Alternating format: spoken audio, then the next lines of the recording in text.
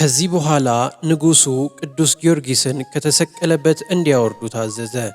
የግብር አባቱ ሰይጣንም እንዳማከረው በውስጡ ረጃጅም ችንካሮች ያሉበት የብረት ጫማ አሰራለት። ቅዱስ ጊዮርጊስንም አጫሙት።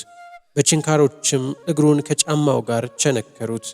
ችንካሮቹም ደሙ እንደ ውሃ እስኪፈስ ድረስ እግሩን ዘልቀው ስሩን በጣጠሱት። መሄድም በተሳነው ጊዜ አጎንብሶ ሄደ። ጽኑ ተጋዳይ ግን ይህንን ጽኑ መከራ ታግሶ መከራውም በጸናበት ጊዜ ቅዱስ ጊዮርጊስ ፈጣሪ በመስቀል ላይ እንደተሰቀለ እንዴት አላስብም? ይህ የሥጋ ሕማም ኃላፊ ነው ብሎ አሰምቶ ተናገረ። ዳግመኛ ጌታዬ ኢየሱስ ክርስቶስ ሆይ ሰውነቴን በመከራ አትጣላት ብሎ ጮኸ። ያን ጊዜም እግዚአብሔር ጸሎቱን ሰምቶ ሊቀ መላእክት ቅዱስ ሚካኤልን ላከለት። የሚያስጨንቀውንም መከራ ከእርሱ አርቆ ጻድቁን አዳነው። በሰውነቱም አንዳች የደም ቁስል ምልክት አልተገኘም። ሰውነቱም ጤነኛ ሆነ። በነገሥታቱም ፊት ሊቆም ሄደ።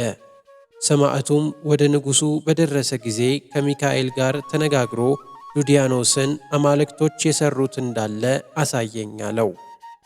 ከዚህ በኋላ ዱዲያኖስ ቅዱስ ጊዮርጊስን ከሀገር ወደ ውጭ እንዲያወጡት ረጅም ግንድ አሰናድተው እንዲያቆሙ አዘዘ። ዳግመኛም የዘንባባ እሾህ የመሳሰሉ 70 ችንካሮች ሰርተው ቅዱሱን ከእነዚያ ችንካሮች ከእንጨቱ ጋር እንዲቸነክሩት አጥንቱ እስኪታይ ድረስም እንዲያሰቃዩ ታዘዘ። ቅዱሱ ግን ይህንንም ሁሉ ጽኑ ስቃይ በእግዚአብሔር ኃይል ታገሰ። ከሃዲው ንጉሥ ግን በአየው ጊዜ ልቡ እንደ አድማስ ድንጋይ ጸና። ከዚያችም ከተሰቀለባት እንጨት አውርደው ወደ ፈላ ብረት ድስት እንዲያገቡትና አንጎሉም በአፉና በአፍንጫው እስኪፈስ ድረስ ራሱን በመዶሻ እንዲቀጠቅጡ ታዘዘ። እንደ ታዘዙም አደረጉበት። ሰውነቱም በደም ተጥለቀለቀ። እርሱ ግን ይህንን ስቃይ ታገሰ። ብቻ ዓይኖቹን ወደ ሰማይ አቅንቶ የማትታይ እኛን በማዳን በሥጋ የተገለጥህ አምላኬ ሆይ ምሕረትን ከአንተ ዘንድ ላክልኝ። ስምህን በካዱ ጊዜ አዝኜ አንተን አምኜ ስለ ስምህ ልሞት መጥቻለሁና አቤቱ ተነስ፣ ጸሎቴን ስማኝ። ከአንተ የምትገኝ ምሕረትን አታርቅብኝ። ይህንን ሐሳበ ጽኑ ጎስቋላ ዱዲያኖስን ድል እስክነሳውና ከእርሱም ጋር ያሉ 70 ነገሥታትንም ድል እስክነሳቸው ድረስ አትግደለኝ እያለ ጸለየ። ያን ጊዜም ጊዮርጊስ ሆይ እኔ ካንተ ጋር ነኝና ጽና የሚል ቃል ከሰማይ መጣ። ዳግመኛም 8 ሰዎች ሊያነሱት የማይችሉትን አስጨናቂ የድንጋይ አምድ በሆዱ ላይ አስረው በእንዴት ያለ ሞት ይሞት እንደሆነ ያዩ ዘንድ ከድንጋዩ ጋር እንዲያንከባልሉ ታዘዘ። ይህንንም አደረጉበት። ኃያሉ ቅዱስ ጊዮርጊስ ግን ይህንን በታገሰ ጊዜ ዳግመኛ ንጉሡ በጀርባው አስተኝተው በሆዱና በጀርባው እያዘዋወሩ በብረት ጎመድ እንዲደበድቡ ታዘዘ። ሆዱ ተቀዶ ሆድ ዕቃው በሙሉ በመሬት ላይ እስኪፈስ ድረስ 700 ጊዜ ደበደቡት።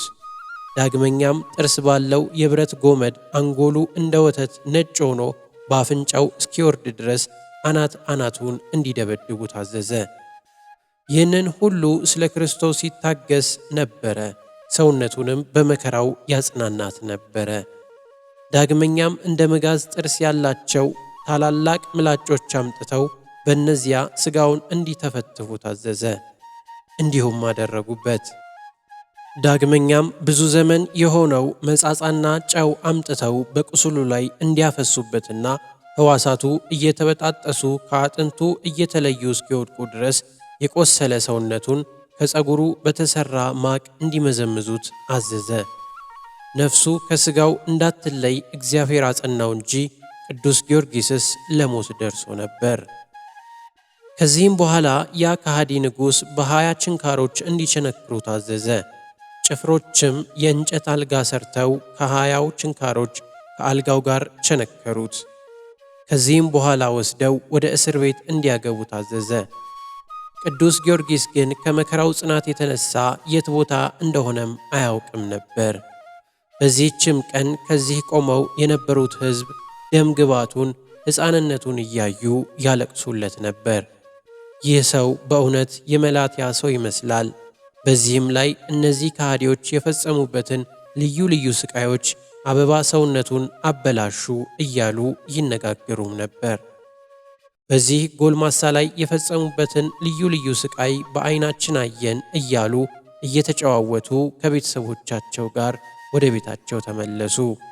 ይልቁንም በዚህች ሌሊት አገሪቱ በሙሉ የቅዱሱን ዜና ተመልታ ነበር።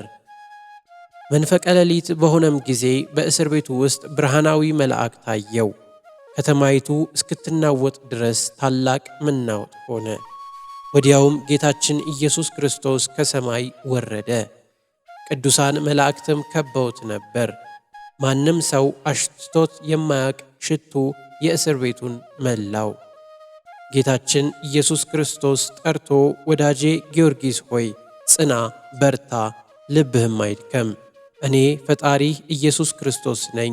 ምንም ምን ሕመም ሳይኖርብህ ከወደቅህበት በደህና ተነሳ። በዘመኑ ሁሉ እኔ ካንተ ጋር ነኝ። ይህንን ከአዲስና ርኩሳን ጣዖቶቹን እስክታሳፍራቸው ድረስ እኔ አጸናሃለሁ አለው። ያን ጊዜም ከሕመም ወገን ምንም ምን በሰውነቱ ሳይኖርበት ተነሳ። መከራ የነካውም አልመሰለም። ከንጉሡ ግብዣ እንደተነሳ ሆነ እንጂ ለእግዚአብሔር ሰገደ። ጌታችን ኢየሱስ ክርስቶስ ቀና አድርጎ ሳመው፣ እጁንም በሰውነቱ ላይ ዘርግቶ ባረከው፣ ኃይልንም አሳደረበት። ወዳጄ ሆይ በርታ፣ ድልም ንሳ። እነዚህን ርኩሳን ከሃዲያን ነገሥታትንም እስክታሳፍራቸው ድረስ እኔ ከአንተ ጋር እኖራለሁ።